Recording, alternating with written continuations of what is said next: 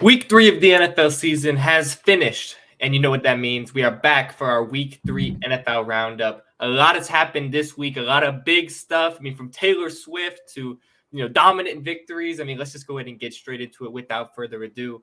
And there's no other place to start, really, than the Miami Dolphins absolutely destroying the Broncos 70-20. Normally, we like to pass it off, but I'm the Dolphins fan here, so I got to take this one first.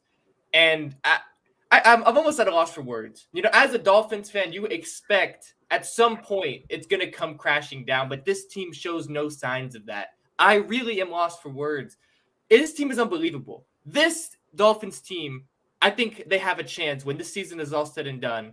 They are going to go down as one of, if not the greatest offense the NFL has ever seen. They are putting up historic numbers. They are doing things that you can't even do on Madden. 130 points through 3 weeks, and they just dropped 70 points. Like, this is unprecedented numbers. That has not happened in the NFL since the 60s. And let's just put it into perspective here. They had the chance to set the NFL record, and they had to take mercy on the Broncos. Mike McDaniel said they had to show respect for the game of football and not put up that 73 points, which they very easily could have done. They had the field goal right there. They decided not to do it out of respect.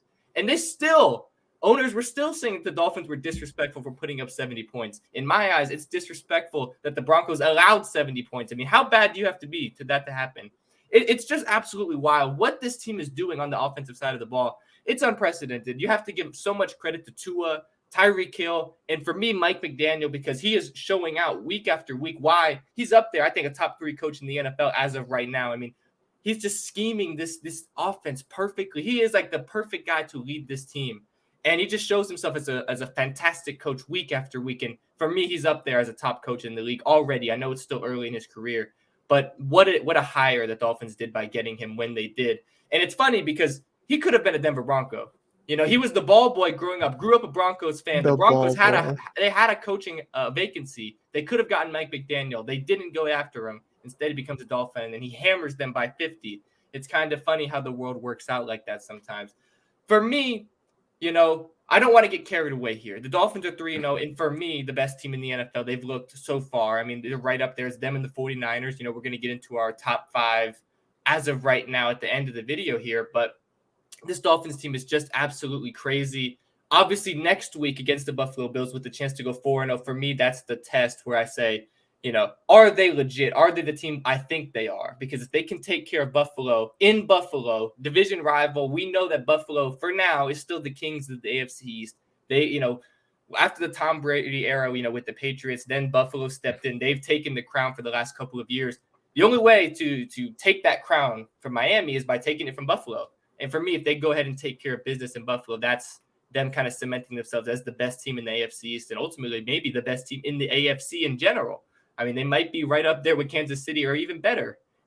Kansas City's still getting better, but this team is just unbelievable. And for me, I just think that this team is going to continue to get better because the way that this offense is playing, they're going to stay at this level. I mean, I'm not saying they're going to drop 70 points every single week, but all it takes is, they're almost guaranteed to get 30 points a game. This offense is so impossible to stop, especially now. This offensive line, it's looking elite. And I didn't think I'd be saying that at the start of the season, but this Dolphins offensive line looks elite. Looks like they have one of the best offensive lines in football. Now that Teron Armstead is back for the long term, obviously they were still good the first 2 weeks without him. Then Teron Armstead comes back, Pro Bowler, big money guy, came in seamlessly, perfect, boom, no issues. And he was exactly what I thought he would be, one of the best offensive linemen in the league. And now this line gets even better. So now they have a great offensive line to protect Tua. He has all day to throw. He can make the passes, and he's quick. Tua, he doesn't need that much time, but he just needs a little bit. That offensive line gives him that. But now this team has a legit running game. You have Raheem Mostert. You have Achane, who I liked coming into the season. He didn't get his, quite an opportunity the first 2 weeks. Boy, did he show himself out this week. I mean, oh my God. For a rookie, 203 yards on the ground, 2 touchdowns. It's just absolutely unbelievable what he was able to do. Now you have a legitimate 1-2 punch. This team can rush. They can throw. This team, it's unstoppable on the offensive side of the ball. They're the fastest team in the league by far. The NFL recorded the top 5 fastest plays of the week, and they were all Dolphins. Tyreek Hill, Devon Achane, and Raheem Mostert, they were all there. The Dolphins are the fastest team this league has ever seen. They're impossible to stop on the offensive side of the ball. and you have Tua, the perfect guy, who his anticipation is elite. He puts the ball in places that's almost unimaginable. Like, how is he fitting it into that window? And he just drops it there like it's a blanket. It's just perfect. Boom, right into the hands. It's almost impossible to drop.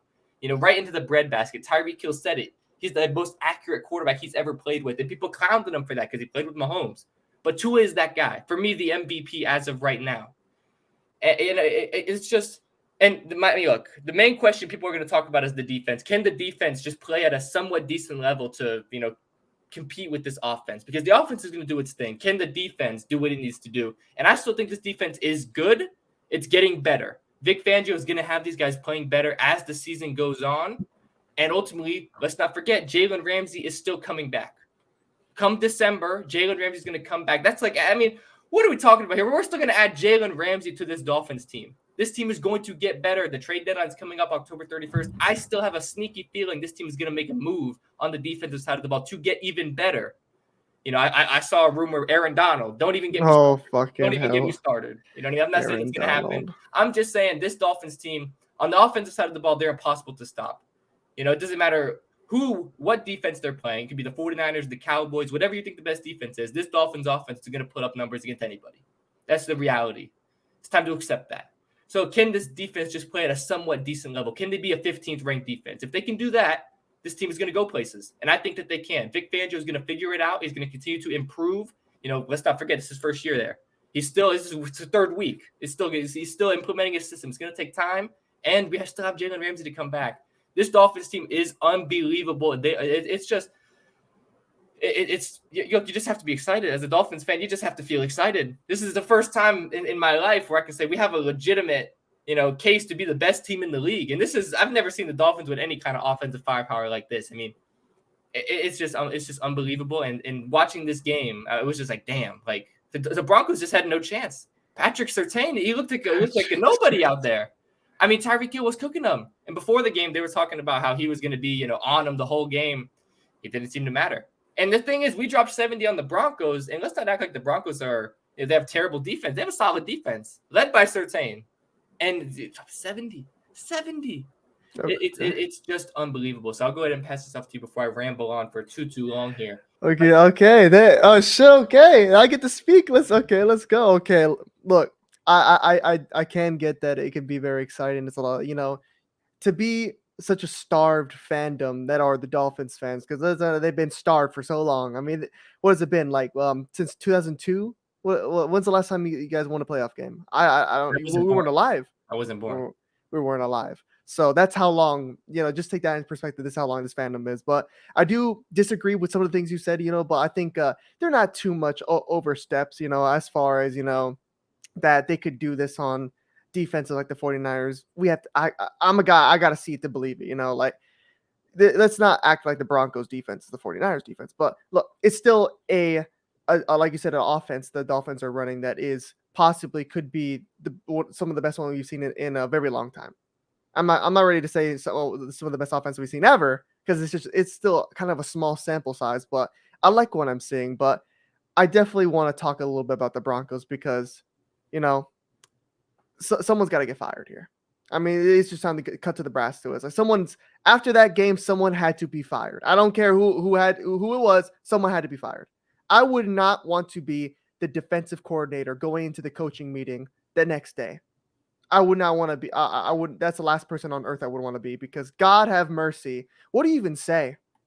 Like, you're asked what went wrong, what didn't go wrong. Quite literally, an historic game was dropped on your head. That's unacceptable. And it's not like, you're the Bears or something. Like you're just one of the worst teams in the year, the Carolina Panthers. Like, the Broncos have a pretty good defense. Look, we were talking about when Russell Wilson first got to this team, their defense was set. That they had a good defense. All they needed was a quarterback to get them to where they're going. Like, the Broncos defense wasn't very questioned, obviously led by Surtain. But what on God's earth happened in that day in Miami? I still trying to wonder, because to get blown out by that historic of an amount, it's just after it to a point to where it's like, what can they do? Because the Miami Dolphins got into such a flow state to where everything was working. They got anything they want. Like you saw McDaniels just in the stands, and the point people were taking pictures and was like, "Who you got in fantasy? Who wants to score right now?" Because that's how it just easy was coming. And I look at the Broncos, and I'm not sure if last week we talked about the most disappointing team. I think it was more disappointing quarterback, but if there has to be a most disappointing team after this week, it has to be the Broncos.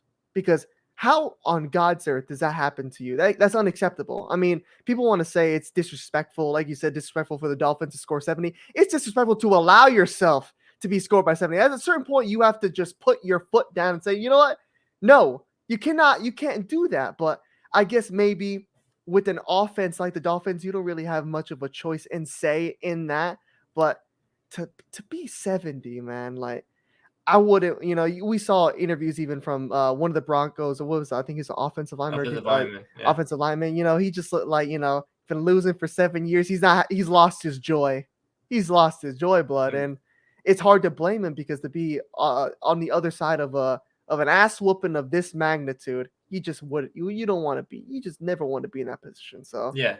It was just something. It was impossible for us to predict, because we both picked Miami, but not by this amount. I thought it would be a much closer game. I mean, coming into the season, obviously last season the expectations for the Broncos, well, they got Russell Wilson. We're expecting them to be solid. Obviously, very disappointing last season, but this season you got Sean Payton. That's going to be the difference. You have Russell Wilson. He's going to revive. Get revived by Sean Payton, and then 3 weeks into the season they're 0-3 and they just lost by 50. They lost by 50. You know what I mean? So, yeah, definitely, I think through 3 weeks, you could very easily say the most disappointing team in the league is the Denver Broncos, because everyone thought Sean Payton was going to come in from the broadcast booth and save the Denver Broncos franchise and bring them back to the playoffs. And right now, they're looking like they're in contention for the number 1 pick. Yeah. I mean, this was a guy that said that Teddy Bridgewater will be playing quarterback for the Dolphins because Tua wasn't going to last. This is that same guy, and then this is what Tua does to you. And then you also lose to the Broncos ball boy. I mean, It's just too much. It's just so much on Sean Payton, and it's, you start to kind of question, what has Sean Payton really done? I mean, because he came into this job saying that was the worst coaching he's ever seen in his entire life of last season, that everything was done wrong. And then you start this season, and honestly, I don't notice a difference. Have you noticed the difference? This is like the same fucking Broncos. They're always lost by 50. How can you say there's been a difference? Nothing's changed, Sean Payton. I don't know what. I mean, I get you have to hype yourself up and put yourself in a scenario, but to come in to put that much pressure on yourself, saying, you know what, the other guy that was here before me, he did the worst job I've ever seen in my entire life. He couldn't have done worse. You might as well have nobody there. And you start off the season like this by getting a 70 piece, like you said. This is hard to do in fucking Madden, unless you're playing on a rookie or you just have two players. You leave the controller over here. You're not even playing nobody. It's still hard to get 70 because it's so tiresome. So the fact that they did this in real life, like this is this happened. It got to the point where they had the backup Mike White throwing bombs. I mean, he was dropping Mike bombs. White was lighting them up. I saw two on the sideline going crazy. That Mike White was cooking. I was like, what? They got Robbie Anderson from the practice squad catching 60-yard passes. Like at a certain point, it's like, come on. It's like it can't happen. It just can't happen. I mean, it sounds like, kind of a stupid thing to say, but it's quite literally something that cannot happen. Like, if you're a team in the NFL, like, this is a National Football League we're talking about here. We're not talking about a NFL team playing a college team or something. Yeah. Like this is the best.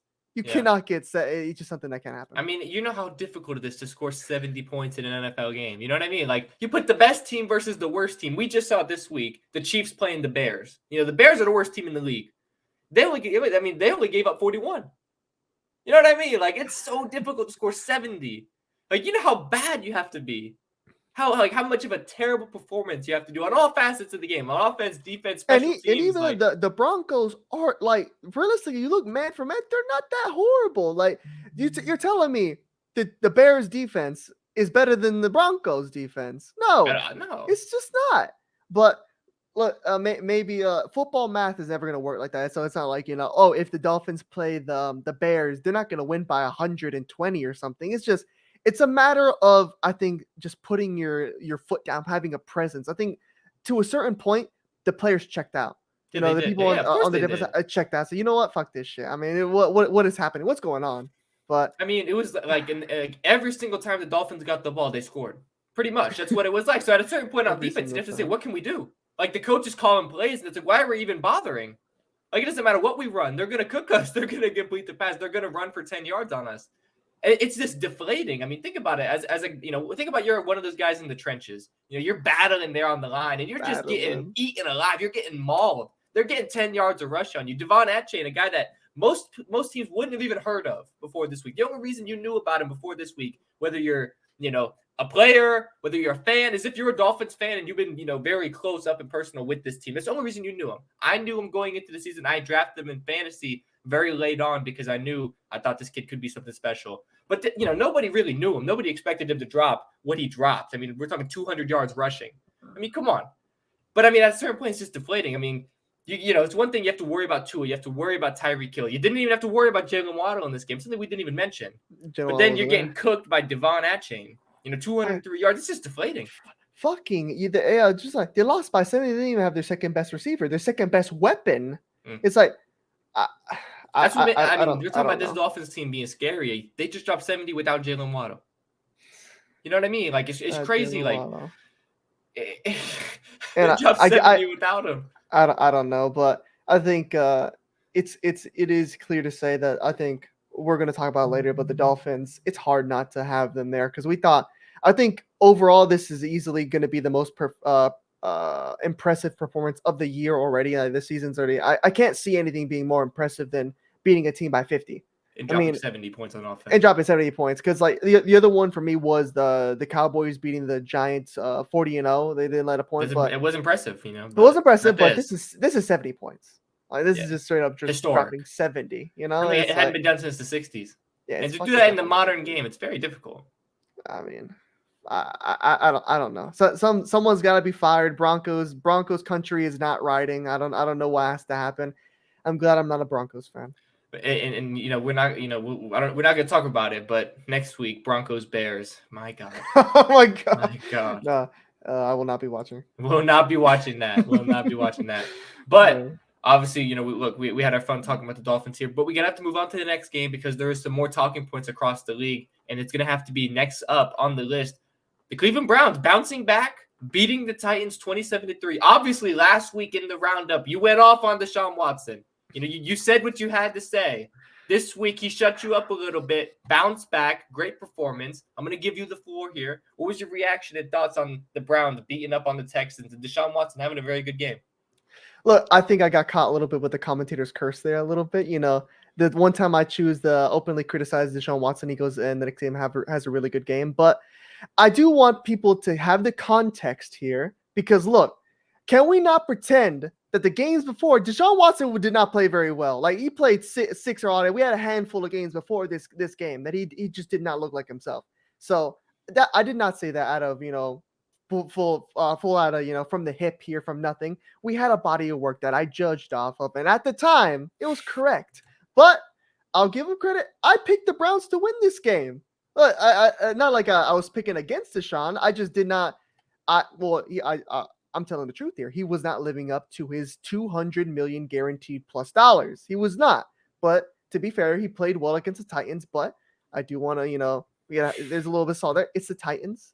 I mean, let's not get too carried away. This wasn't the 49ers or something. Like it's the Titans, but it's definitely steps in the right direction you want to see from a guy that you have so much guaranteed money for. Deshaun Watson played great. The Browns had a good bounce back game because I talked to a lot of people at my job. We do, we do talk about football. And a lot of people weren't feeling very good about the Browns going into this game. And I wasn't really sure why, because I understand what's going on with the run. He's leaving my name, Chubb, Nick Chubb situation. But the Browns still have a hellacious defense. Their defense is fucking really, really good. And yes, it is the Titans, but they only allowed 3 points. I mean, that's impressive to do that against any NFL team. That's always going to be really impressive. No touchdowns. Mm-hmm. I mean, this Browns defense is legit. And all I said was Deshaun Watson has to live up a little bit more to that 200 guarantee, 200 plus. I think it's around 230 guaranteed dollars. So that's all I'm saying. And this was a step in the right direction, but I want to see this. I want to see this week 4. I want to see this week 5. I want to see this consistently. I don't want another, Dak 2.0. We're going to talk about Dak later, but I don't need another one of those to where he drops this game against the Titans, and the next game he throws, 2 interceptions and he looks like he's running through cement. So I like the Browns. The Browns are really good. They were my dark horse before Nick Chubb got hurt, but I was impressed by Deshaun Watson, and I'm glad that he was able to show a bit of flashes of that old Deshaun Watson, because that's what we want. I mean, we're all football purists. At the end of the day, we're neutrals looking into the Browns, because we don't really we're not Browns fans. But I want to see good football. I want to see talent used in the proper way, and Deshaun Watson has that talent to be one of the best. So we never want to see that wasted. Yeah. I mean, look, I was very impressed. Obviously, I also picked the Browns coming into this game. I expected them to bounce back. I mean, I don't rate the Titans extremely highly this season. Yeah, no. They're not really that good. They're not as good as they've been in previous years. They're not the old Titans, A few years ago, maybe, this would be a very, very impressive win. Now it's a pretty impressive win, but you have to put the proper context on it and all. But with that being said, I was also critical on Deshaun Watson because, like you said, before this week, he hadn't really been living up to that price tag. And 1 week does not mean he's all of a sudden living up to the price tag. But he's going to have to be consistent with it. But obviously, it's hard not to look at what he did in this game and feel a little bit better going forward. I mean, 27 for 33, 289 yards, 2 touchdowns, most importantly, 0 picks. You have to feel confident, feel good about that if you're a Browns fan. Obviously, you'd like to see more in the rushing game. Obviously, without Nick Chubb, it's not going to be the same rushing attack. But I think one thing I want to see from Deshaun Watson, and something that we used to see more when he was a Houston Texan, when he was in his prime, top 5 quarterback in this league, was we know he could beat you also with his legs. We have not seen that. I remember, last week against the Steelers, I said it. He looked like he's running in mud. He's running in cement. He's just slow. And this week, he had 4 carries for 16 yards. He's not quite the dual threat that he used to be. And I don't know if that's just how it is going forward. But I still want to see Deshaun Watson, bring that back if he can. If he's just slow now, he's just slow now. He has to be a pocket passer. It is what it is. But what made Deshaun Watson so great was his dual threat. He could throw it on the run. He could sling it. He could throw it on the run. He could beat you with his legs. He was like, he was almost like a better version of Lamar back in the day, because you didn't have to worry about his passing ability. He could throw it, and he could beat you alone on his legs with his legs. He doesn't quite have that anymore. If he does have it, he just doesn't showcase it. It's weird. It's not like he's coming. He's not coming off an ACL or an Achilles. That you could be, that makes sense, because I mean, funny enough, the pages that I follow, someone just randomly said, fuck out. This is Deshaun Watson pre-massage highlights, and it's like, dude, this guy could move. Mm-hmm. I mean, he was fast, but you watch him now, and I just don't know what it really is. If he's a bit hesitant, I don't know why he would be, but I don't know. But maybe excessive groin injury. I don't know. He has a forever groin injury that he can't fix. I don't know, something down there. But look, he got the job done against the Titans, and maybe he doesn't, because look, he could throw the football. I mean, he's pretty good. He's pretty accurate. So I mean, maybe he's a pocket passer. But if he can keep throwing it like this, 27 for 33, 289, 2 touchdowns, no interceptions, he doesn't need to run. He'll be fine. Yeah. But the main thing is, we know, before this week, especially, Deshaun Watson, he's going to give you maybe a pick, maybe 2 picks. He's going to turn the ball over sometimes. If we can see this type of Deshaun Watson, limit the turnovers, play like this, we'll be fine. I think this Browns team, still without Nick Chubb, is still going to be a team that you don't want to play come playoff time, because what do you not want to face come playoff time? An elite quarterback and a very good defense. And the Browns could have both of those things. If Deshaun Watson keeps playing like this, we kind of see the flashes of what he used to be. They have an elite quarterback. And this Browns defense, we know what they are, led by Myles Garrett. They have an elite defense. You don't want to face this team, when it's, towards the latter end of the season, when it matters the most. This team still has the capabilities, even without Nick Chubb, because they're still implementing Kareem Hunt. Let's not act like Kareem Hunt is a scrub. He can still, replace Nick Chubb. He's not going to be Nick Chubb, but he can fill the void a little bit. So, this Browns team, yes, they lost Nick Chubb, but this team still has the capabilities to be a very good team if they can just be consistent, led by Deshaun Watson. So It's going to be one of those ones we watch, but I still like the Browns going forward. Yeah, absolutely. Obviously, another talking point, maybe on a little bit more on the negative side of things. Very positive talking about the Browns here. It's going to have to get a little bit negative here. The New York Jets. Look, we all kind of expected this after Aaron Rodgers went down. Look, they lose yet again, 15-10 to the New England Patriots. Really, I'll pass it off to you. There's only one place to really start, is there? Yeah, poor fucking Jets fans, man. You go into the season, you're like, saying, guys, we got Aaron Rodgers now. It's gonna be good. We got an actual good quarterback, and then another year and another year goes by, and you have Zach Wilson as your quarterback. I just don't. I don't know what to say because obviously we both said soon as it happened, Aaron Rodgers going down, Zach Wilson as quarterback. I wouldn't punish my worst enemy with it. He's not meant for this league. He's just not. He can't play. He can't hack He's it. not good enough for the XFL. He's we're pushing it with the XFL here. It's like, it's just I don't know. It's just such a waste of a defensive talent the Jets have because look, if they have anybody better, if they have a Cooper Rush, they win this game by clear. If they have a guy that's just another team's backup, they'll be doing good. Name any other team's backup in the league and they win this game. Because look, the Pats are pretty good, but like it was still a close game even with Zach Wilson.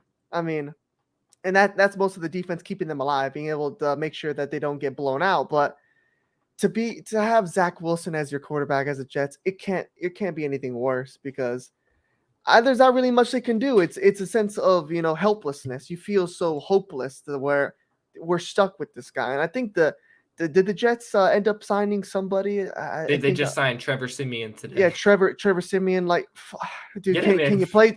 Yeah, if he was at the stadium that day, I would say, bro, did you bring your boots?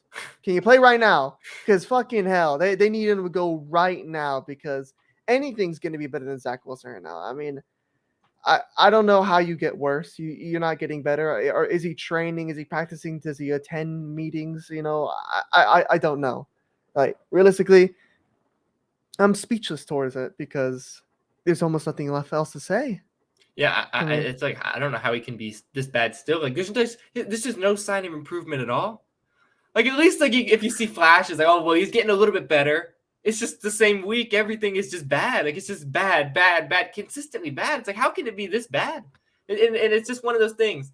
I just have to question the New York Jets. Like what are you really trying to accomplish here? Because coming into the season, you were a Super Bowl contender. You had Aaron Rodgers. Everyone was talking about the Jets potentially winning the Super Bowl. That was a real conversation people were having. This team was a legitimate contender. They had Aaron Rodgers. We know how good the defense is. They have weapons. This team is a contender. They lose him, obviously, 4 plays into the season.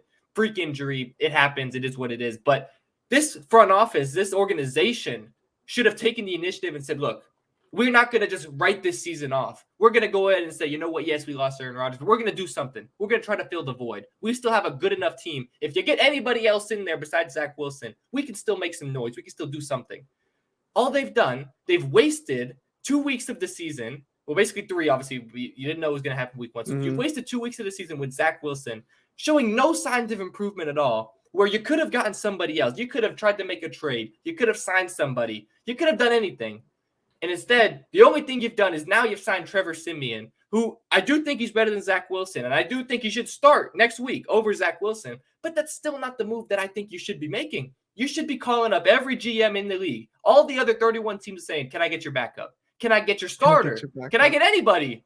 I'm calling up free agents. I know that they were in contact with Matt Ryan and he declined. I'm literally calling anybody. Drew Brees, Phillip Rivers. Call up anybody who just recently retired. He will be better than Zach Wilson. I heard a name thrown around there today saying that potentially, with how the Titans have looked, should the Jets call up the Titans and get Ryan Tannehill? I would do that. Call up the Titans right now, get Ryan Tannehill. Yes, Tannehill has not looked great so far, but he's much better than Zach Wilson. He can be a game manager. That's all the Jets need. If they have Ryan Tannehill, they beat the Patriots. This team is good enough where they just need a game manager. We're talking about Super Bowl contenders where they have an elite quarterback in Aaron Rodgers. But if you want to make the playoffs, you want to be a decent team, you get a game manager in. It's like the Steelers. Right now, they have Kenny Pickett. He's not a great quarterback, but their defense is so good that Kenny Pickett just doesn't turn the ball over. He plays decent, gets a couple touchdowns. They win a lot of games. Right now, they're looking very, very good. They just beat Las Vegas on Sunday night. If the Jets just have something like that, this team can be very similar to the Steelers. But instead, they're just wasting with Zach Wilson. And I'm a Dolphins fan, so obviously, if you want to keep rocking it out with Zach Wilson, be my guest. You want to tank the season away? Be my guest. I'm not going to complain. We still play you twice this year. You want to basically give us 2 free wins? Hey, I will be there no matter what. I'll take it. I'm just saying, as a neutral, I have to come on here and give my unbiased opinion. That's what they need to be doing. That's what they should be doing. Because, it's just, look, they have Garrett Wilson. They have Breece Hall. They have Dalvin Cook. They have Allen Lazard. They have weapons on the offensive side of the ball that Zach Wilson just can't get him the ball. I mean, if I'm Garrett Wilson, he's very, very good. You just have to be looking yourself in the mirror and you're saying, well, what can I do? Like, I know I'm him. I know I'm good. But, I mean, I got Zach Wilson throwing me the ball. Like, what can I do? He's just wasting it. Did you see what the Jets Hall of Famer Joe Namath Joe Namath, yeah. You saw what he had to say?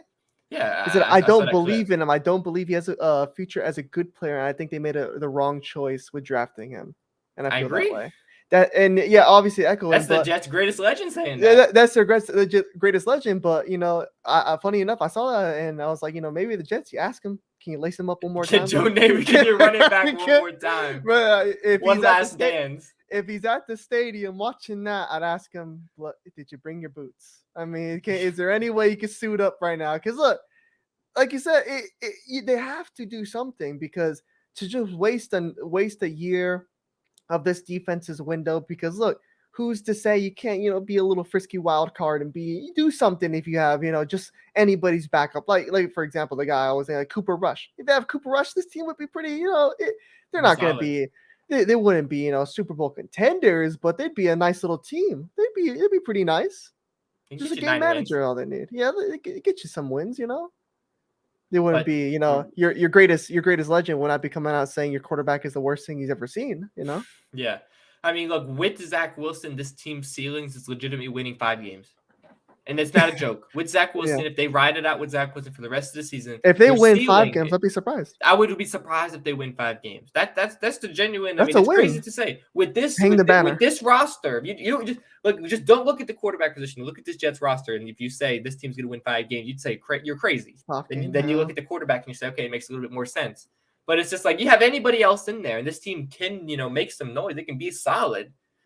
But, they're just not going to do anything with Zach Wilson. It's like every single week, as long as they keep playing Zach Wilson, we're going to come on here and say the same thing.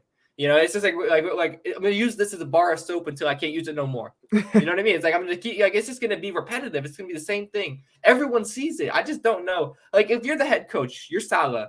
I don't see how you can have a team talk to these players knowing that, you're having to come out there and say that Zach Wilson's our guy. How do you motivate the players when you're over here having to say Zach Wilson's our guy? If I'm a Jets player, I feel deflated. I don't want to play. I don't want to show up to practice. How can I get hyped up on Sundays? I've lost my joy. If you somehow you scrounge up the energy and you scrounge up the joy to get excited for a game, after you see one drive of that offense, you lost your joy. Like, what is there to be excited about? What's there to be happy about? No, what's there to be happy about? No, nothing. That's just how it has to feel. I know that it's a business. I know that that's their job. They're getting a nice paycheck at the end of the game, but it's just like, damn, you just have to feel destroyed if you're a Jets player. Absolutely. You don't get to this level you don't get to the level where they're at without having that want to win, that competitive drive. That just doesn't go away because of money. I mean, realistically, there's a lot of players. You tell me Sauce Gardner's okay with losing? You think he's okay with losing anything? No. But I don't know what has to happen. That's not my job. They have to get somebody. Get a fan. Get a coach. Get Joe Namath. Joe Namath, lace him up, buddy. They have to get something here. But I think moving on from that. So look, this is the talk of the league. The talk of the league. Right somehow there was something more talked about than the Dolphins dropping 70 on the Broncos, and obviously if anything was going to do it, it was going to be this. Taylor Swift at the Chiefs game, and the Chiefs obviously rocket the Bears at Arrowhead. Travis Kelce gets his touchdown in front of Taylor Swift. Travis Kelce's wildest dream here, living it out, he did what he had to do in front of Taylor Swift. She was excited. He was into it. I mean, look, there can't be a single football fan that follows anything related to sports or ESPN that didn't see just every clip, like 5 clips posted of Taylor Swift going crazy of Travis Kelce's touchdown. Yeah, I mean, it's something you could not escape. You couldn't escape it, just because when there's a superstar as globally recognized as Taylor Swift, and I think right now it's an argument to say Taylor Swift's the biggest artist in the world. I don't think there's anybody bigger than Taylor Swift right now. She's up there. Like Bad Bunny. Yeah, The we're talking about weekend. like the names like even like in their heyday, Beyonce. Like this is a person that's that big. She could sell out anywhere she goes. I mean, you even saw that the fact that she went to what? Let's keep this in mind. This is like very recent news. Like that they just recently started talking to Travis Kelce and Taylor Swift started talking. His merch sale has gone up 400%. Like the Taylor Swift fans, the Swifties are just buying shit on basically a hunch. That the fact that because we got to keep in mind this is something that we just found out like basically this coming week that she just openly came out to the game. That was the first time we ever seen her there. But these Swift fans, they didn't give a shit. They said, they said we're rocking Travis Kelce. We're rocking Travis Kelce. We're all Chiefs fans now. I didn't see the biggest bandwagon push to being Chiefs fans ever. Look, if these fans wanted a way to get into the NFL being a fan, look, there's no one else to be a better fan of than the Chiefs, I guess. I mean, you got Patrick Mahomes. They got lucky. They got lucky. They got the lucky end of the stick here. I mean, your favorite artist just happens to choose the greatest tight end of all time, I guess. Fucking hell. But it was obviously something we were going to talk about because obviously no one's really talking about the game. I mean, quite literally, the Chiefs are always going to beat the Bears. That was a given. Yeah. But it was just about how was the whole thing going to work out with Taylor Swift being there? Even the players getting asked, the coach even saying, you know what, I set him up. It's like it's just something. It's such a spectacle. And Mahomes saying that he felt pressure to get Kelce the ball. He felt pressure to, keep in mind, this is a guy that's been to 3 fucking Super Bowls and won 2 of them. He's won 2 of them. And so, you know what? He felt a little pressure to get Kelce the ball for Taylor. I don't even know what to say. It's such a thing. And I know a lot of people are sick of it. I mean, they're going to be like rolling their eyes. I mean, fucking hell, more people talking about this Taylor. So I don't care. I didn't ask. I don't remember asking, but you just can't escape it. It's impossible not to talk about just because it's Taylor Swift here. Literally. It's obviously, we don't even know if they're going to actually start dating or not. They're just in the talking stage. Nothing's confirmed, but it's crazy the impact that she's had. Travis Kelce, I saw he gained like 400,000 Instagram followers. His podcast became the number 1 podcast in America on iTunes, number 1, overtaking Joe Rogan, overtaking anybody. Which is kind of crazy. And then obviously 400% increase in jersey sales, which is just crazy because think about all these Taylor Swift fans. All these Taylor Swift fans are going to be rocking Travis Kelce jerseys now. They didn't even know who he was a week ago. Now they're rocking him on the back of their jersey. Now they're Chiefs fans and shit. Now, look, you saw Taylor up there. Look, Taylor Swift has been a diehard Chiefs fan since he was born. It looks like it. Like, He's screaming, like she was a secret football fan before this because she was getting excited about it. You know what I mean? Yeah, I guess she was really into it. But I think it's always just a fun spectacle to see celebrities of this magnitude. Just kind of they're kind of like us. I mean, look, they go to games and it's kind of one of those things that it's cool to see. And I mean, talk about a fucking power couple. If that is a thing, I mean, fucking hell. One of, if not the greatest tight end of all time. Yeah, like if we're talking about tight ends here, we're talking about like top 2 tight ends of all time with him and Gronk, and then obviously one of the biggest stars. Every album she drops is basically selling $1 million first week, going platinum. Some of them are going diamond. I mean, what are we talking? She has this tour where she's basically selling out the entire globe. She's going to Spain. She's going to Bernabeu. She's going to the Bernabeu. There's not a place Taylor Swift can go without, getting mobbed. Like I saw like for her concerts, they literally have to they have to push her around in a janitor's cart. That's how she gets ported from place to place because she can't simply just walk to places. But not to make this a whole Taylor Swift thing. I think it was just something funny to mention because everybody was talking about it. I think we just had to talk about it just because it is funny. We don't care any itch way, not like we don't want Taylor Swift around or we want her around. It's just I think it's good for the league. At the end of the day, it's going to bring more fans to the league. I mean, if you're Roger Goodell, you're sitting there like, yes, exactly what I needed. More money, more views. Travis Kelce, dinner's on me, brother. Yeah, dinner's on me. He's guaranteed to win an award at the NFL honors just because of this, because how much money he's bringing into the league. But what I'll say is that if you were disappointed or if you're annoyed about all these Taylor Swift posts that you're seeing, get used to them. Because if this actually becomes a legitimate thing, she's going to go to every game. And every single time she's at the game and she celebrates, it's going to get a post. Bleacher Report's going to post it. House of Highlights, ESPN, they're all posting it. You're going to see it all over your timeline. So if you were annoyed by it on Sunday. The people who run those social media accounts have fallen to their knees saying, thank you, God, for the easiest fucking, the most cupcake post ever. They don't even think about it. Post of all time. At the end of the day, their job as that social media manager is to post what's going to get the most views, and that's it. It's Taylor Swift or Colorado right now. So get used to it, because Colorado was basically thrown out the window. Nobody cares anymore because now Taylor Swift is a Chiefs fan. They got a new toy to play with, What I will say before, moving on to the next one, which obviously I can't wait to talk about. I just want to say the Chicago Bears, to talk a little bit about the game. Oh, God. The Chicago Bears are absolutely terrible. I know we just talked about the Jets. We talked about the Titans being bad. The Bears are the worst team in the league. Like the Broncos, no, the Bears are the worst team in the league. They are absolutely terrible.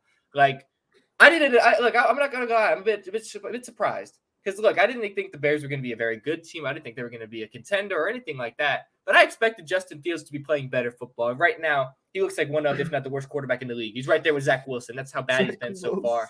It's a bit mind-boggling here, because you look at it. This game, 11 for 22, 99 yards, a touchdown, interception. It's like, he's basically, what is he doing out there? He can't throw the ball forward.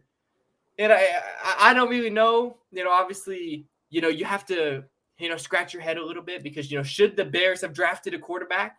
You have to think back now. They decided to ride with Justin Fields. I think if you're a Bears fan, if you're, in that Bears front office right now, you're regretting it now. Because, look, I still think Justin Fields has the potential in the right offense, the right scheme, with proper coaching. He still could be a solid quarterback in this league, but just not with the Bears. And I think the Bears, they need to just tear it down, get rid of everybody and just start over. This team is that bad. Just tear it all down, get a new guy, new coach, new quarterback, new everything, and just run it back, because that's how bad this team is. Justin Fields, it's time for him to move on to a new situation. I still think he still could be, solid, because the Bears are not properly utilizing him right now. We saw last season when Justin Fields was playing good. It's run first, and then that opens up him on the passing game. And this time they're trying to turn him into a pocket passer, it seems like. And that's just not Justin Fields. It's not his strength. You're not playing to his strength. So if, this coach, if they're going to ride that out with this coach, which I don't really think they should do based on what I'm seeing right now, just they need to just get him somebody else, draft a new quarterback. Obviously, I don't think Caleb Williams is going to be itching to go to the Bears. If they do get he might go back to college. He might go back to college. If I'm Caleb Williams and the Bears are there, honestly, I'm going back to college. I'm going back to college. I'd rather play for USC. But they just need to, tear it down and get somebody. I just wanted to say that. Obviously, I'm not just saying that because they lost to the Chiefs, because obviously it's the Chiefs. Yeah, but it's just in general what I've seen from the first 3 weeks of the season, man. It's just terrible. We touched upon it. Obviously, it's a next week thing. The Bears versus the Broncos, but to go into a game against a team that just got dropped 70 on them and you're an underdog, I don't know what to say. The Broncos just got the Broncos. I don't think the Bears will put 20. Yeah, the Broncos are favored to beat the Bears, and they just lost by 50. Like, what? Puts it into perspective. What's going on here? It's time to have a dialogue. But hindsight's 2020. I mean, look, that's not like Justin Fields wasn't a talented quarterback before the season started. It's just now that they're using him basically completely wrongly. I mean, to be quite fair, but hindsight's 2020. But maybe that's how these guys make their living. I mean, you live and die by that sword. By making those tough calls. Sometimes to be great, you have to make those tough decisions, and this could be one of those decisions that were the wrong one. Yeah, I mean, CJ Stroud could have been a Chicago Bear based on what I've seen so far. You probably wanted it, yeah. You probably wanted him. You probably wanted him, But you're right. Hindsight is 2020. But obviously, based on what you're seeing right now, you got to be kicking yourself a little bit. But it's the Bears. It's kind of what you expect. If you're a Bears fan, you just expect that. You know what I mean? Yeah. It's the Bears franchise. This is what it is. But moving on to, I can't say the talk of the week. I mean, normally any other week, this would probably be the talk of the week. the shock of the week. But this was the shock of the week. I'm not gonna lie. The Arizona Cardinals shocking the Dallas Cowboys, who have been talked about through 2 weeks as a contender. They're back. The Cowboys, and they fall flat on their face, losing 28-16. There's a lot to talk about in this one, a lot to unpack. So I'll pass it off to you. What's your reaction to the Cowboys losing to the Cardinals? They got me. Damn it, they fucking got me again. I cannot believe. I'm not the only one. Everybody keeps falling for this same shit the Cowboys do every single year. Every single year they lull us into sleep with, oh, their defense is so historically great. It's so good. And look, that's what we've been saying. All the weeks leading up to this is all we could talk about is how good that Cowboys defense is. Because yes, it is. It's legit. It's very good. But it makes you forget about what we were worrying about even going into it. The questions on the offense. And we all know the guy that I'm referring to when I say the offense. Dakota Prescott. Jesus Christ, man. I just don't know. He lives he does exactly what we say. The picture of inconsistency. I mean, if you were to, describe it, I mean, I'm sure they're going to have to change a dictionary meaning soon to just saying Dak Prescott. Because that's what all it is. To come after a game that we said, we gave him credit that's a good Dak game. What does Dak follow up with a good Dak game? A bad Dak game. And it's just like, damn it, man. Against the Cardinals, I knew people that, I had some friends pick the Cardinals, but it's one of those things to where, why? Why would you do that? And it's almost like I had the question that, do you know somebody? Do you know something I don't know? Is there some type of secret shit that in Arizona that they're doing? Because no one in their right mind would pick the Cardinals to beat the Cowboys at that moment because the Cowboys had looked very good. I mean, their defense had looked great. They're 40-0 versus the Giants, and then they beat the Jets, and they look pretty good. They're flying a bit high. Not the Eagles. We're going crazy here, but Cowboys looking good. How about them Cowboys? And then a guy named Joshua Dobbs blows that up. Honestly, I didn't even know who Joshua Dobbs was. I didn't think he was the quarterback in this league. The first time I ever heard his name was when he was playing the Cowboys. And God, he looked like Tom Brady. I mean, this is a guy that was able to light up the Cowboys and just get at them in ways that I didn't think they could. And yes, I get that they got a hit to the secondary with losing Diggs. That can be a blow, especially in training. Like the morals can be down, but it's unacceptable losing to the Cardinals. I mean, it's not like you're going against the Eagles or the 49ers. It's like, yeah, these are close games. It's the Cardinals without their actual quarterback here. I mean, that you're losing to their backup. And the fact that, look, I love Micah Parsons. 11 from heaven, Micah and the Marauders here, but him going to his podcast, talk about how he's a lion and how he's, he looked like a pussycat. I mean, I don't know what he did. I mean, I think they've kind of started to leak the script about how to really get at him. I mean, if you run at him, you start to wear him down. I mean, and for a guy that's, as well, not well renowned, what's the word? More of like held in a high regard as Micah Parsons as a defensive player. A lot of people picking him as the defensive player of the year.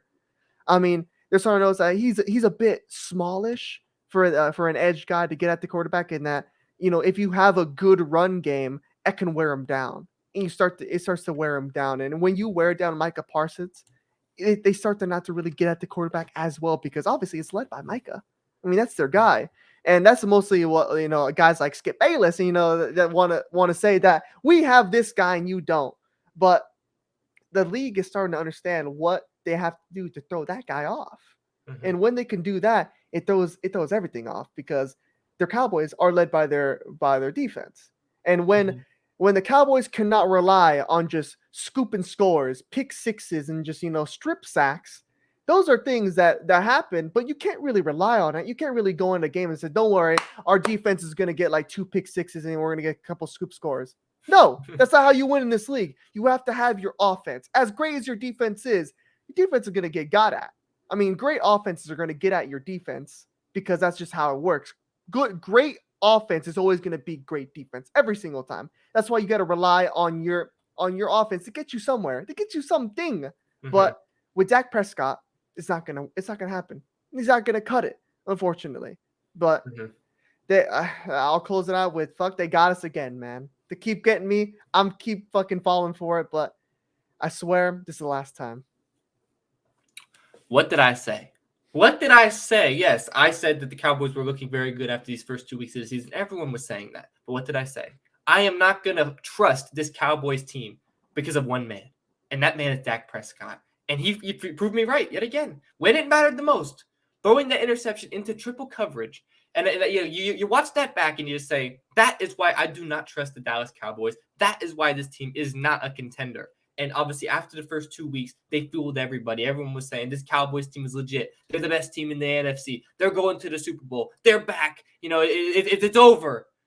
But I said, yes, they're looking good. Yes, this defense is quality. This is an elite defense. But I can't trust this team when it matters the most because of the fact they have Dak Prescott leading it. And he is the definition of inconsistent.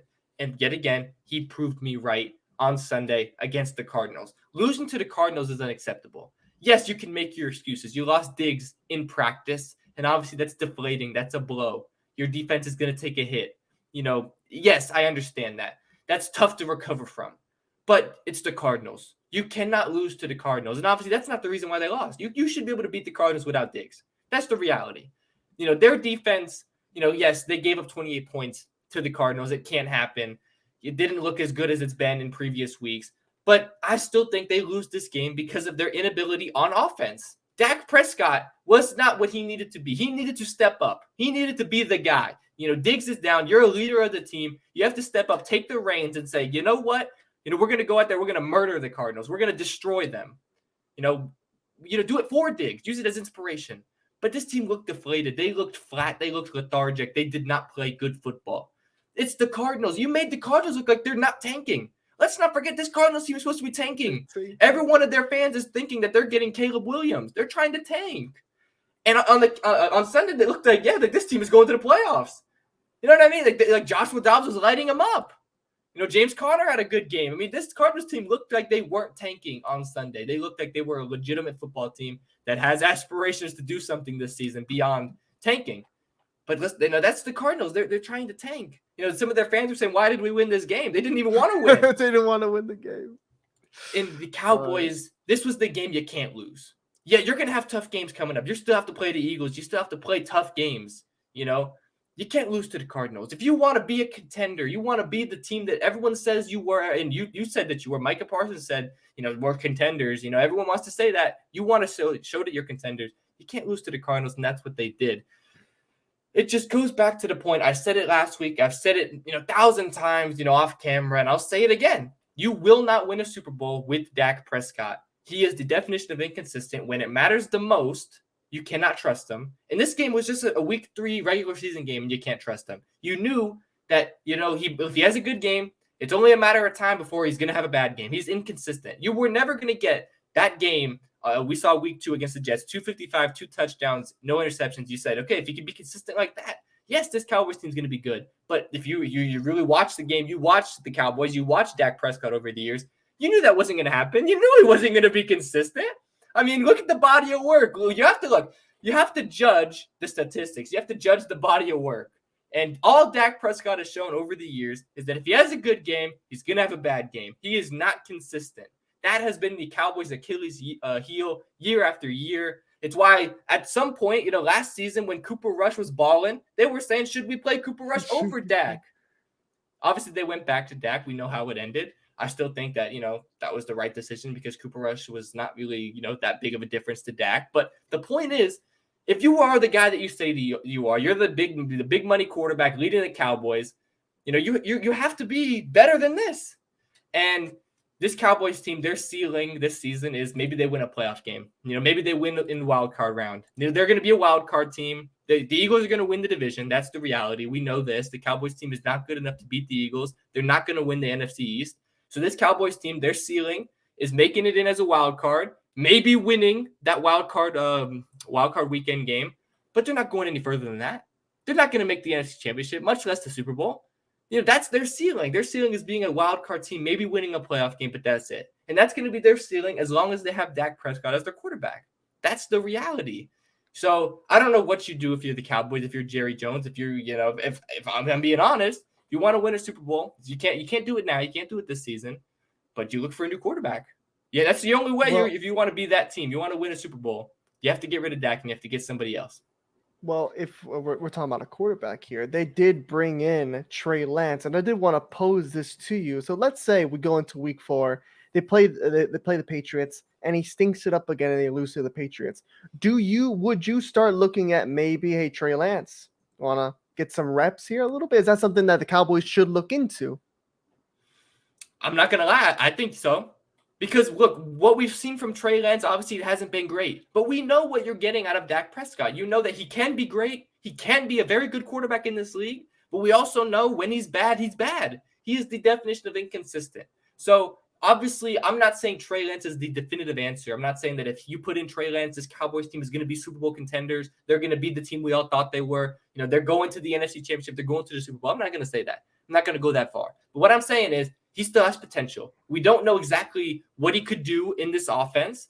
And, you know, if Dak is going to keep stinking it up, if he's going to keep playing like this, throwing it in the triple coverage, you know, when you need to get that touchdown, you know, keep the game close, potentially go on and make a comeback.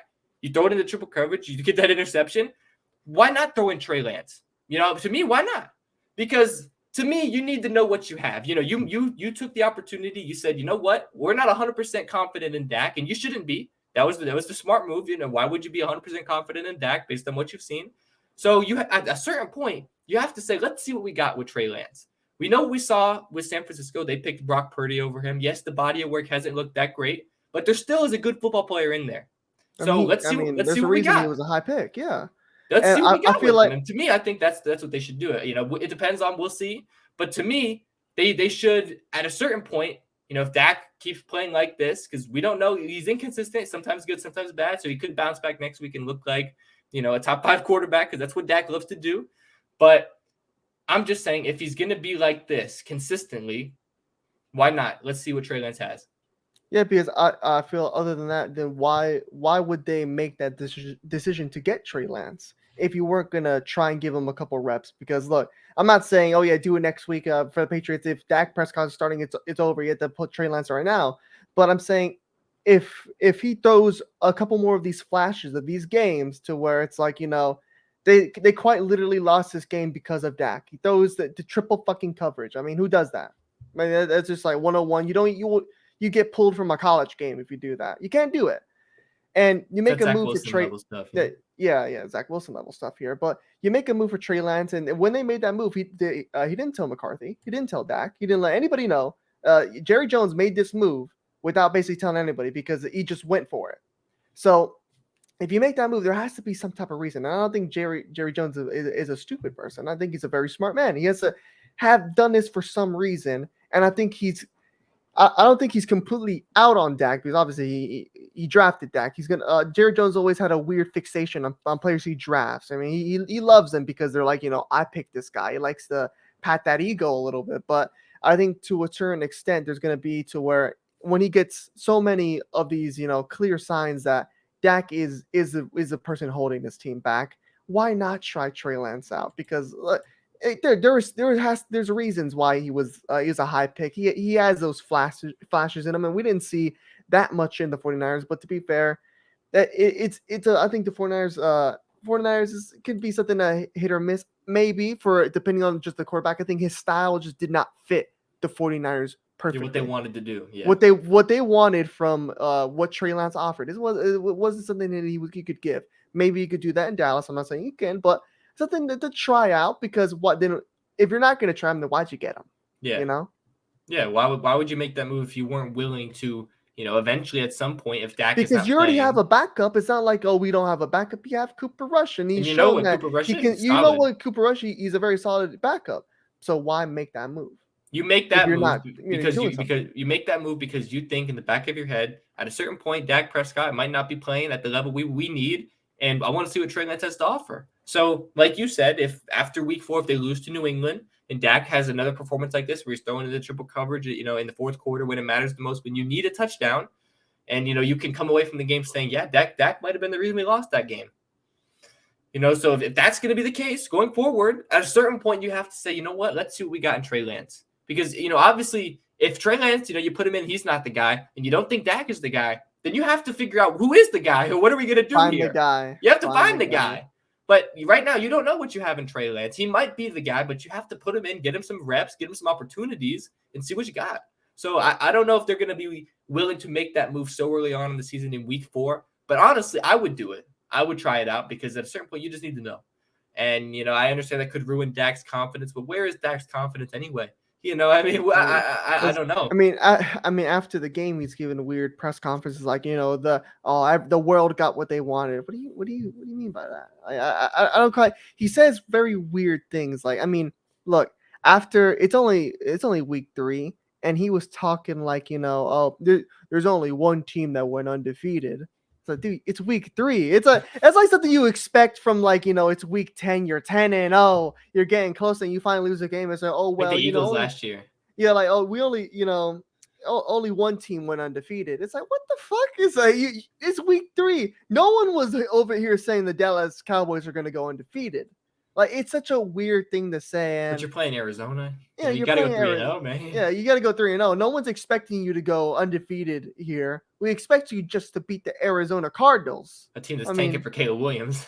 Yeah, it's like the fans wanted them to lose that fucking game, man. I mean, it's just like, I don't know. Made Josh Dobbs look like he's a competent starter in the league. Like, maybe they don't need Caleb Williams. They got Josh Dobbs. Josh Dobbs. I mean, Josh Dobbs doesn't even have his own jersey in his stadium. That's what I was about to say. I saw the video today where you can't even buy a Josh Dobbs jersey. You can't even buy a Josh Dobbs jersey. Now you can because they just updated it like a couple hours ago. But like literally, like, think about this, bro. Like, come on, bro. The Cowboys, we're talking about them as top 3 team in the league. Some put them at number 1. The best team in the NFL, the best defense we've seen, and they're losing to Josh Dobbs and the Cardinals. It's just like, come on, man. I mean, everyone buys into the Cowboys every single year, and you know what? I still have a feeling that at some point, the Cowboys might win. Do it again. The Cowboys might win the next 2 games. They're 4-1, and everyone's gonna be like, you know what? It was just a fluke. Let's buy back in. Cowboys. They got one. I got one more in me. They got one more run. But I will not fall for the Dallas Cowboys because I know who they are when it comes down to it. When at the end of the day, they can have whatever record they want. They can be on whatever kind of winning streak they want. When push comes to shove, when it matters the most, I know who the Dallas Cowboys are. I know that they will shrink in the big moments. I know that they have Dak Prescott leading them. So I will never pick them, to ultimately go far in the playoffs. That's the reality here. And now, when you look forward with the Cowboys, yes, I still think they're going to make the playoffs. Like I said, I think they're going to be a wild card team, but they don't have Diggs. When you lose Trevion Diggs, that's a big deal. We can't act like that's a small deal. That's a big part of their defense. Plays a very key role in the team. And when you think the Dallas Cowboys defense, you think of Micah, and then you think of Diggs. You lose Diggs for the entire season. 2 captains. That's tough to recover from. So, they're still going to make the playoffs, but the Dallas Cowboys Super Bowl chances, if you thought they had a chance, they have no chance. In my eyes, they have no chance. Yeah, and I don't think any of us went as far as saying that, oh, yeah, none of us picked the Cowboys to get to the Super Bowl, but we had them as, like, contenders-ish. But, I feel that that's something that's used very loosely nowadays, Yeah. Obviously, moving on from the Dallas Cowboys onto their other NFC East rival who had a much better result, Monday Night Football, the Philadelphia Eagles comfortably beating the Bucs 25-11 on Monday Night Football. Like I said, wasn't the best game, I'm not going to lie. Wasn't like, blew my socks away type of game, but I'll pass it off to you. What was your reaction to the Eagles beating the Bucs, who were 2-0 coming into this game on Monday Night Football? I thought this was going to be my upset of the week. I had the Bucs winning this game. I really thought that maybe Baker had something for us, but look, I think I'm not saying he completely reverted back to old Baker, but I think we kind of saw those, him fall back down to earth just a little bit, not being as good as he was in those first 2 opening games. But to be fair, to give him the benefit, it's the Eagles. I mean, the Eagles have we're talking about defense of the Cowboys. The Eagles have a very legit defense too. I mean, they have some of the best quarterbacks in the league, Bradbury and Darius Slay. I mean, they're oh my god, that I forget the kid's name. Who is that monster who's like 7 foot? I forget his name. Jalen Carter, I think. Jalen Carter. That kid looks like a fucking ogre, for Christ's sake. He's humongous. I mean, that guy's a monster, and it's just like, what do you really do? I mean, they were able to get at Baker and really bother him and kind of make things uncomfortable. And soon as it started, I mean, this is a small factor, but it started to rain as well, and that leads into the running game, and it's just like, oh fucking hell, and it was just over because look, we're talking about Kelsey's and Swift here. I mean, the Eagles had their duo of Kelsey and Swift, and their Swift was cooking. I mean, he was cooking these Bucks, and it's so weird because it used to be, you never run on the Bucks. I mean, it used to be a thing, that when Todd Bowles was the defensive coordinator, it's like you don't run on the Bucks because it just they're such a hard team to do it on. But now everybody runs on the Bucks. I mean, it's just something that it happens now. I don't know what happened. Todd Bowles goes the head coach and he forgets that his team has to play defense. But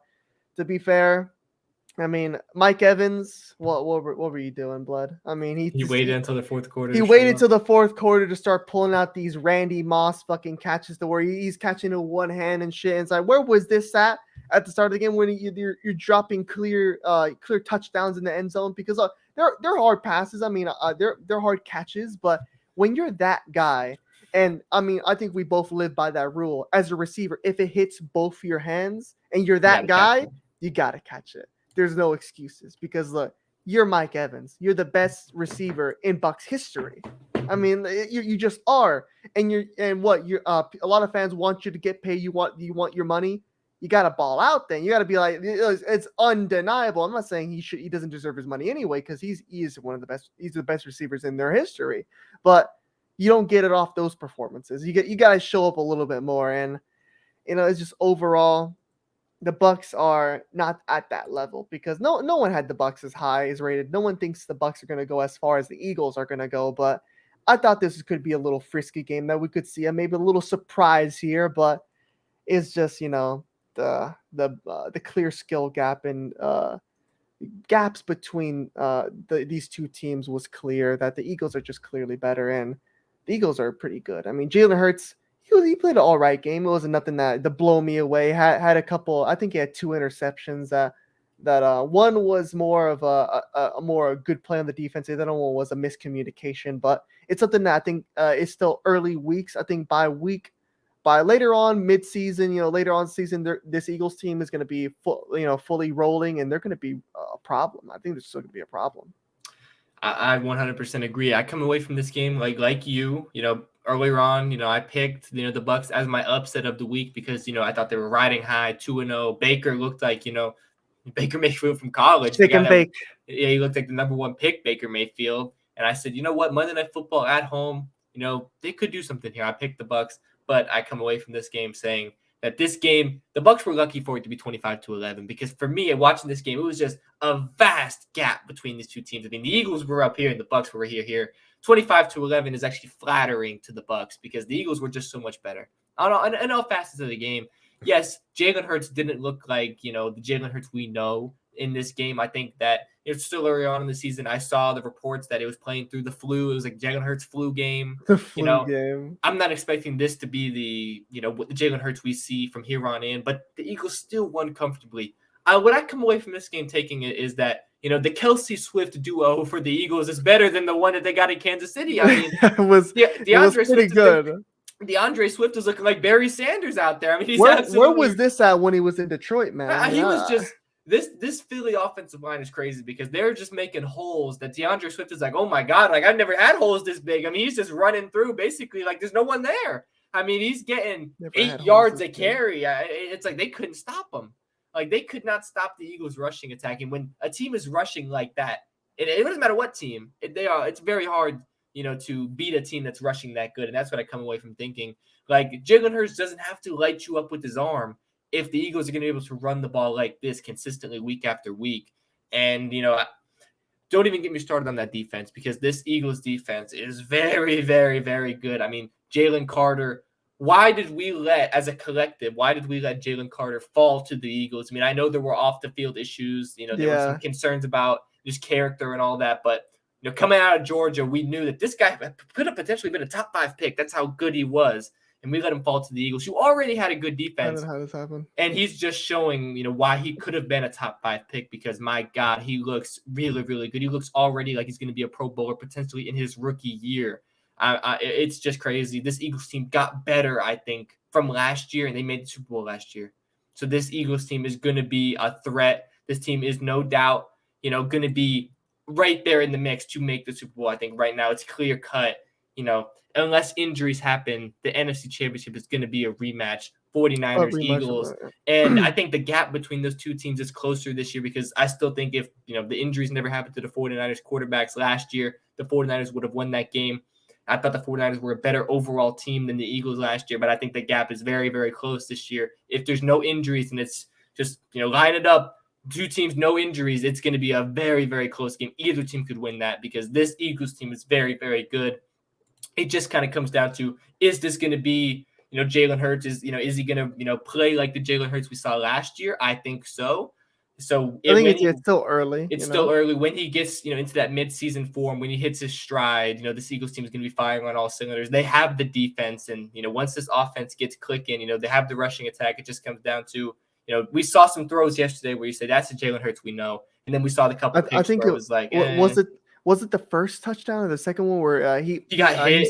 He sits in the pocket, gets rocked, and it just anticipates. It's like Jalen Hurts can throw the foot. He's very accurate. And that's one thing he was criticized with going in the league, that he's a good runner of the football. I mean, we all knew what he could do with his legs. Yeah. But is he accurate? Can he make those throws that he's gonna need to make to win those games? And that's clear. Yes. Yeah. 100% he can. It's just that I think with the interception, it was more of that was a miscommunication with he thought his basically his receiver going to zig when he zagged. It's kind of one of those things that where it was miscommunication, and the other one was just, I think the other second interception was just a great play on the defense that basically just jump it and get it. I mean, that it's one of those things where it's not like a Josh Allen one. There's like, what the fuck are you doing? It's like, what are you doing? Jalen Hurts' interceptions weren't like that. I don't think it's going to be a new norm for him. I still think Jalen Hurts is going to he has not hit his midseason form, so this Eagles team is already looking this good, and I don't think Jalen Hurts has been as good as he's going to be this season. He's still kind of, not yet to fire on all cylinders. So when he does, this Eagles team is going to be even more scary. So it's definitely going to come down to 49ers Eagles. It realistically comes down to just who's the healthiest and who's going to be the healthiest. But like you said, if it comes down to both in there, no injuries, no anything. Oh my God, that's gonna be tough.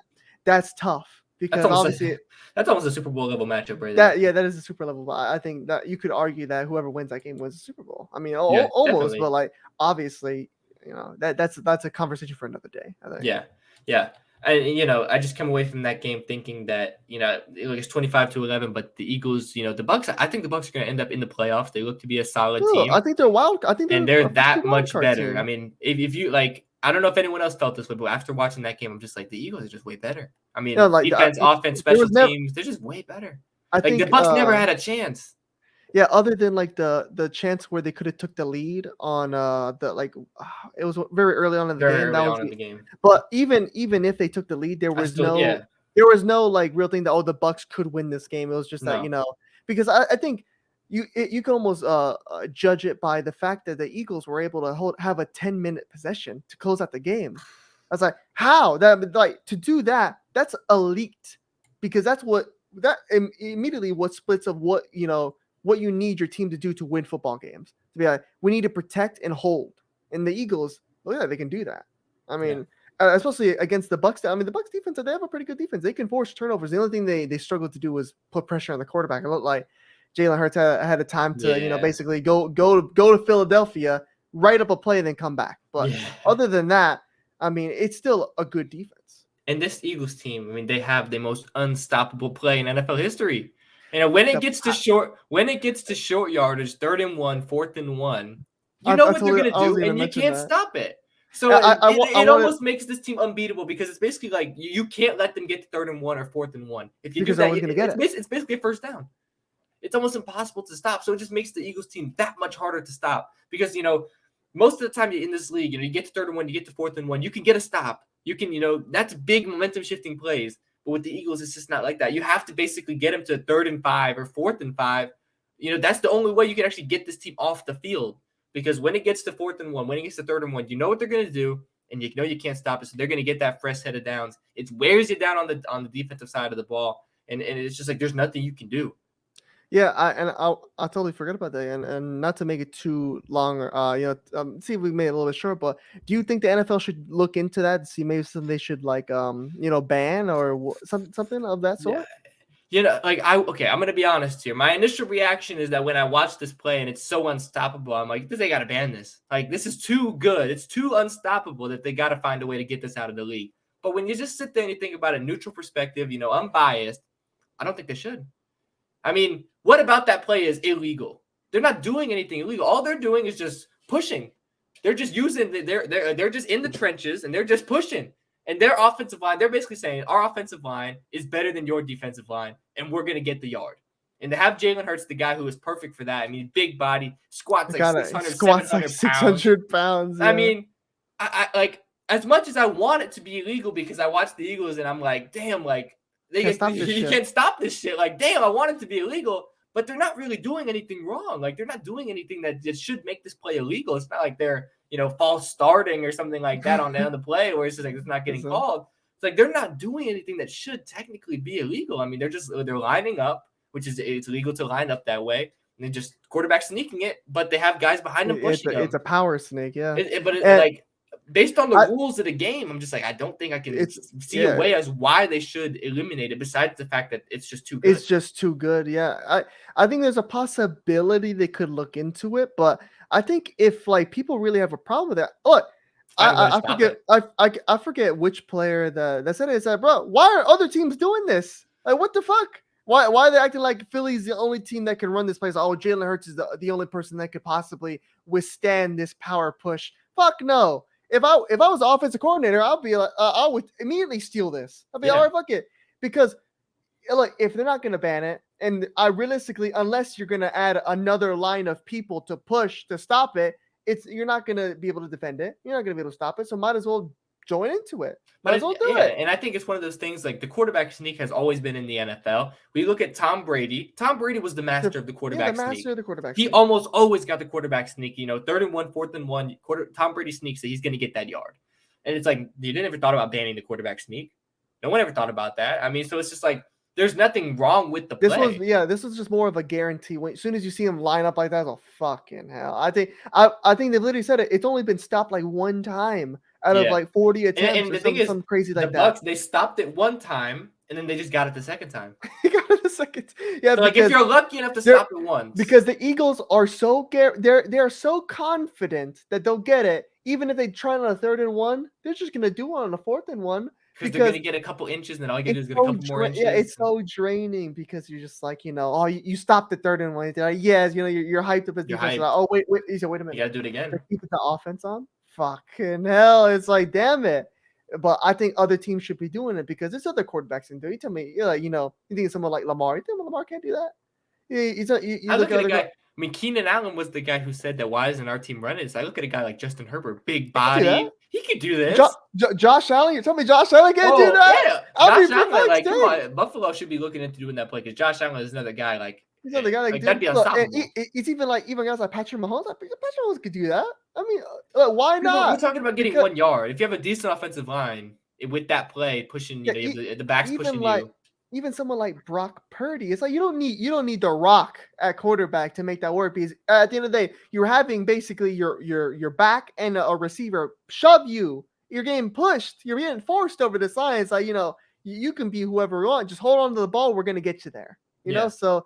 It's one of those plays that if people don't like it, then start doing it yourself. I mean, they're not going to ban it. Do it until it's banned, I guess. It's so good that when I watch it, I want them to ban it, but like, I have to be honest. When I come on here, I just can't really come up with a bit annoying, but I think everybody should do it. But part of me does think, knowing the NFL, knowing Roger Goodell, they're going to try to find some way to do it because someone's going to complain about it, and it's just. I don't know. I do have a feeling that because it's so effective, they might find a way to ban it, but I don't think they should. Yeah, I would agree. But moving on to the last game that we're going to talk about here, and the other Monday night game, a lot of talking points about this game. Have to talk about it. The Cincinnati Bengals getting their first win of the season, beating the Rams on Monday Night Football in a very close game, 19-16. Obviously, there's a lot of talking points about this game. Coming into the week, is Joe Burrow going to play? The Cincinnati Bengals, they could not fall to 0-3. I mean, you just can't do that if you want to, try to make the playoffs. Only 6 teams in history have made the playoffs after starting the season 0-3. So, they knew what was at stake if they lost this game, but ultimately they won this game. So I'll pass it off to you. You have a fond feeling for the Bengals, obviously. So what is your reaction and thoughts to the Bengals getting their first win of the season on Monday night? A huge sigh of relief because look, honestly, no matter how I feel about Joe Burrow, if I think he's the best quarterback in the league, going 0-3, that's something especially when Joe Burrow isn't 100% healthy, that is something you do not want to be facing. That's the last thing. And I still don't know if Joe Burrow should have even played this game because I really still don't think they needed him to. But look, he said he could play and he said he was ready and he did play, and I think he played well. He didn't play to his standards.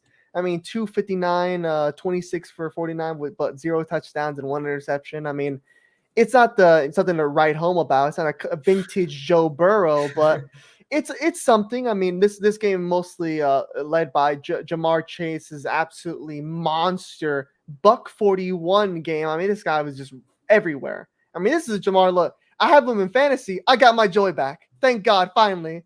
Jamar Chase has a good game. I've been waiting so long, but look, it was a big monkey they had to get off their back, man. They had to get that win because look, last season they did start out 0-2 as well, but Joe Burrow wasn't hurt.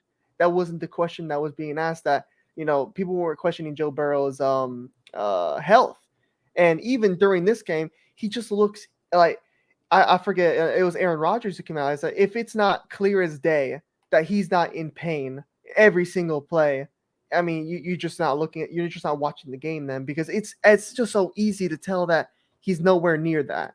He's not as confident in the pocket because he's not sure he can take those hits. And when you have that type of that ghost in the back here, you're kind of almost like flinching, and that you can't flinch in the pocket because you're just not going to be elite in that level. And unfortunately, Joe Burrow's definitely has that on his mind to where if he takes one bad hit, it could be it.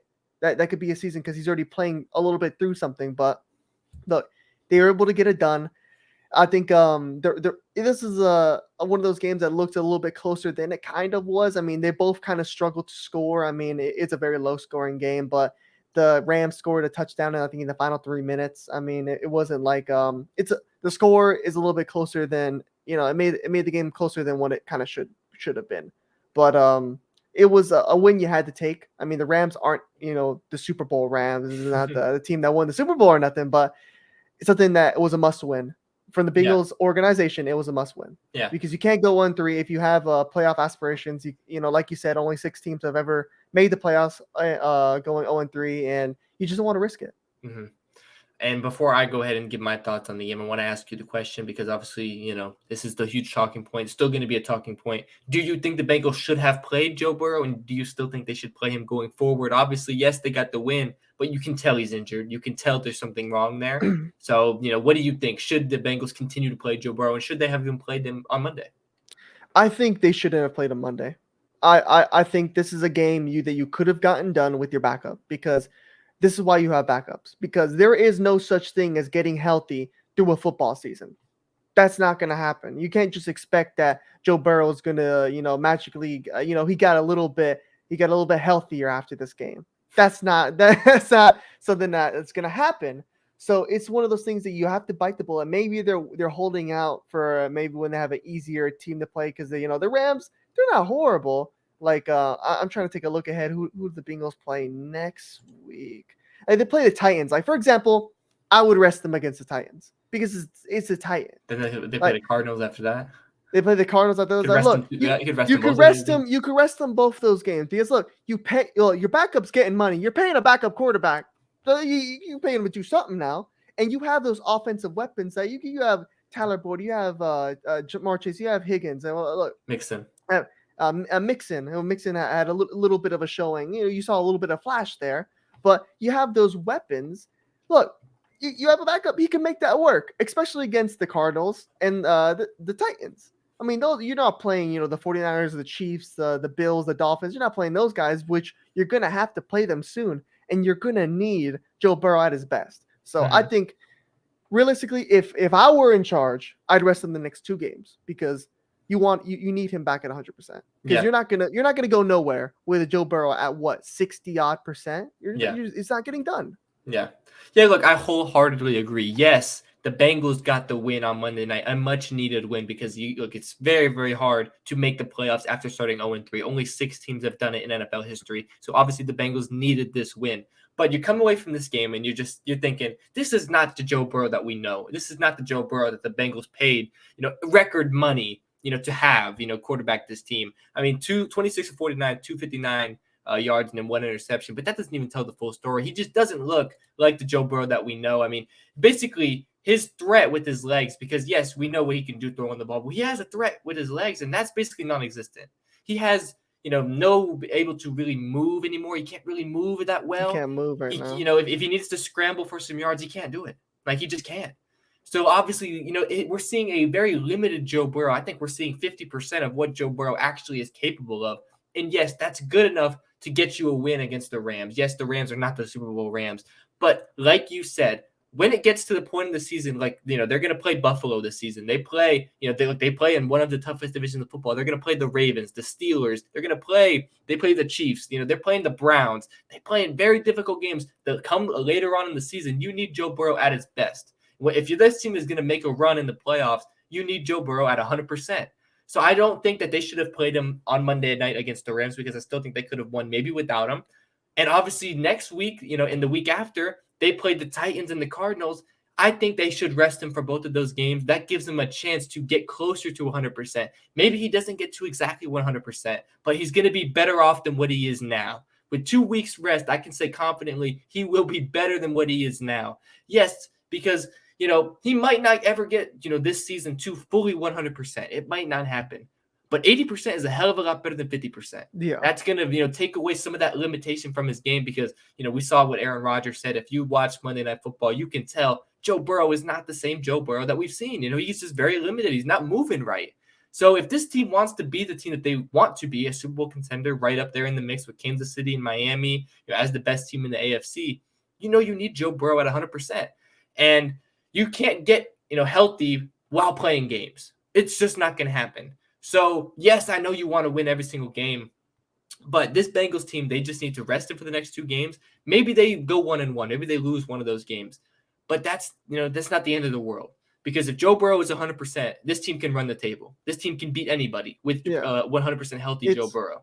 It's one of those things, too, that are like, I think if you're one of those guys, up top, you have a lot of power. It's like, I think the goal should just be, let's just sneak into the playoffs. If we have to sacrifice games, that Joe Burrow, these are winnable games. Sometimes, let's say you lose to the Titans, but you just sneak in, because if this team just gets in healthy as a wild card, they could, like you said, they could make a run. They can make a run, because all you need is all your players healthy come playoff time. Who gives a shit about your record? You don't need home field, because we've seen Bengals didn't need home field when they made that Super Bowl run the first time anyway. Like, you just need to make the playoffs. Once you get into the playoffs, everyone's 0-0. That's it.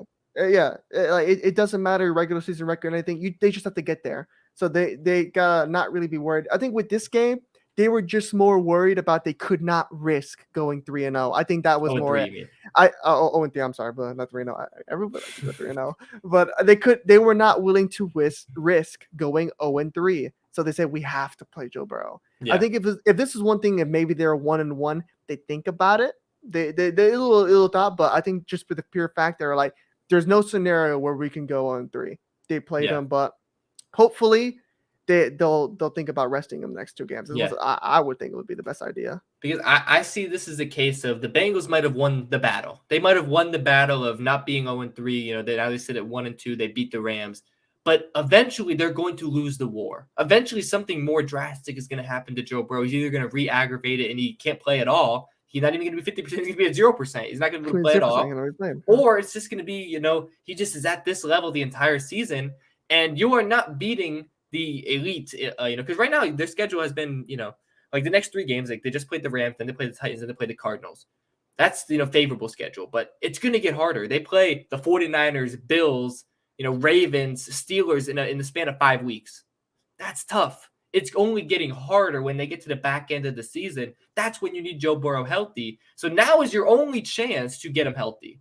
Like, if you don't get him healthy now, you're going to be playing the tougher games, the games that matter more, with the 50% Joe Burrow, well, maybe less than 50% because when you're playing games, naturally you might get hurt in another way. Maybe you're a little bit banged up. Maybe it's 40%, and it's only going to get worse. So if you want to get Joe Burrow healthy, now is your only opportunity. Because Realistically, I'm even looking at it now. After that, they play the Seahawks, and then they have a bye. Like, I mean, so they're gonna have some chances here, to be able to get them healthy. So yeah, I think it's just about you're right. maximizing that. With the bye as well, like this is their window of opportunity to get Joe Burrow more healthy and then allow him to be there for the back end of the season, back end of their schedule when they really need him. When they need to start making their playoff push, when they need to make their charge, because we've seen it before. You have to get firing on all cylinders right towards the end of the season. That's when it matters the most, because we've seen teams in the past. Checked. Hold on. Sorry to cut you off. I just checked after that bye week. They play the fucking 49ers. That's what I'm saying. It's like fucking hell. Like they have a little bit of a gauntlet type of schedule: 49ers, Bills, and the Texans, but then Ravens, Steelers, Jags, Colts, Vikings, Steelers, Chiefs, Browns. Like it's tough. Yeah, it's like even fully healthy, you don't know if you beat the 49ers. So it's like you can't be going into that, looking at we might have a Joe Burrow at 50%, but not to go on too crazy long about it. I think we can close it out with our power rankings for the week. Yeah, power rankings for the week. So far it's basically ranking the teams not just off of week 3 performances, but so far this season, I would say. Yeah. So I think you want to go first. You want to take it? Okay, yeah. I'll go first. So my power rankings after week 3. Number 5, give me the Buffalo Bills. Yes, they started off poor against the Jets, but they bounced back the last 2 weeks. That looked very good. I have the Bills at number 5. Number 4, it's very bit, kind of a toss up. I had a couple names here that I was thinking, but I'm gonna go Kansas City. They stay at number 4. I still think that they could, get higher towards the end of the season, but right now sitting at number 4. Number 3, I have the Philadelphia Eagles. Very, very convincing win on Monday night. I think that, this team is one of the best in the league. That's why I have them sitting there at number 3.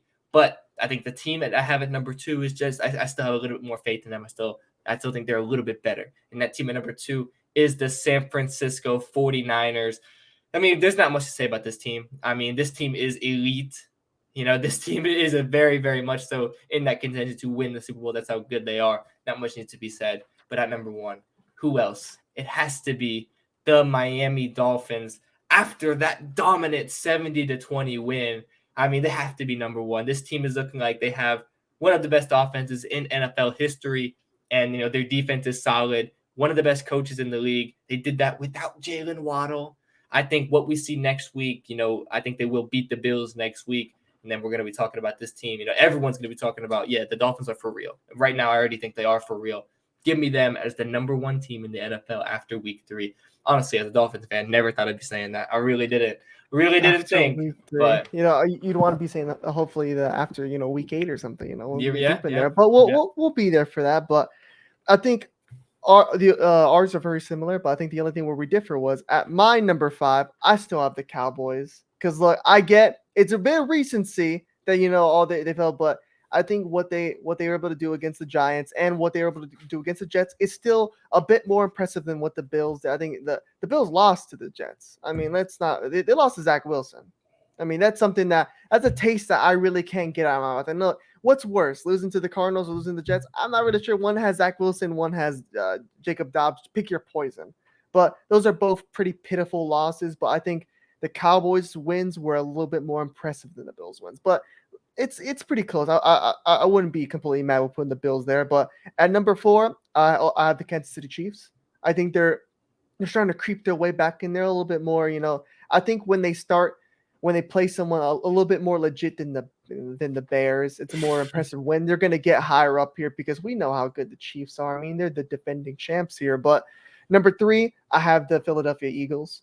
I mean, they creeped up a little bit. I think I had that flipped last week, but the Eagles, we know how legit they are. That defense, all there, and obviously they're starting to get the groove a little bit more. But number 2, I have the Miami Dolphins.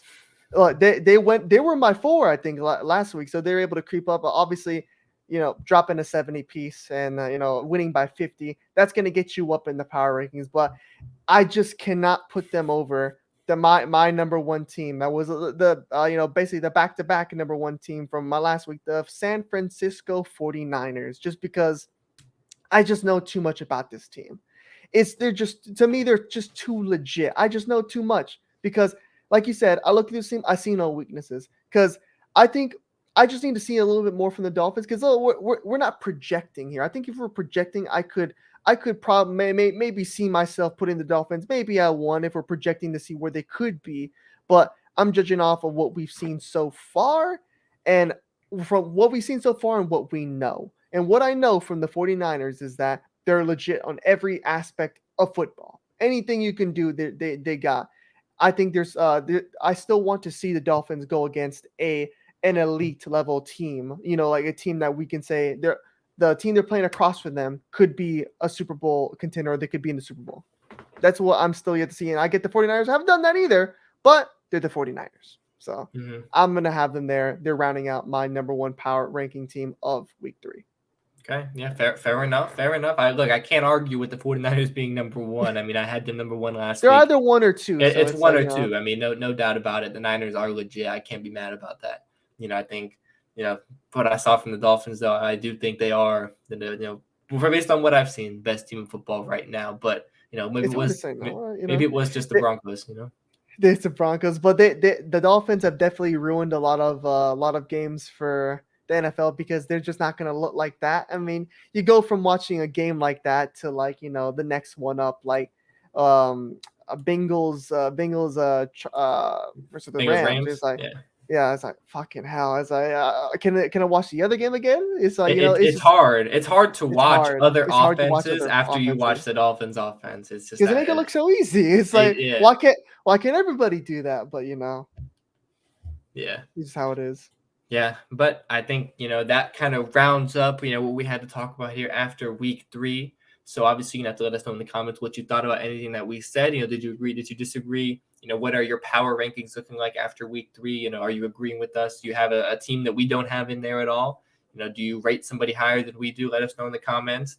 But I think obviously we'll be back, for week 4 after week 4 concludes. We got Thursday Night Football coming up tomorrow. Is it tomorrow? No, 2 days. 2 days. Yeah. So, week 4 is about to start. That's the beautiful thing about the NFL. Right after, week 3 is over, week 4 is right there getting ready to begin. So, we'll have that video coming out on whatever. So you have to let us whenever it comes out. So yeah, I think without further ado, we can go and wrap it up. Let's get out of here. So I'm Zach. I'm G. And we'll see y'all next time for another video on the channel. Peace.